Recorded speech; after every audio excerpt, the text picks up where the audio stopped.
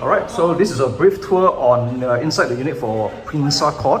This is the living hall, okay, dining, okay, the kitchen is here.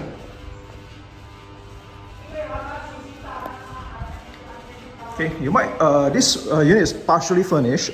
Majority of the things that you're seeing here are going to be here, except for, okay, bicycle won't be here, a few things that won't be here, yeah, book's not going to be here, that signboard will be gone. Interestingly, this aircon is an antique, yeah, it's been there for, it's a 55-year-old aircon, but serviceable, alright? Balcony, nice view. Okay. This place has amenities. You have access to squash, tennis court, swimming pool, sauna. All right, not an apartment. This is a condo. And you look at the next door, right? That's summerscape. All right, there is like double to triple of the price here in terms of sale or rental. Okay, let's go have a look at the rooms really quickly. Okay. So here, this is the kitchen. Okay, one of the rooms. Okay. Okay, let's have a look at the view, right, from here.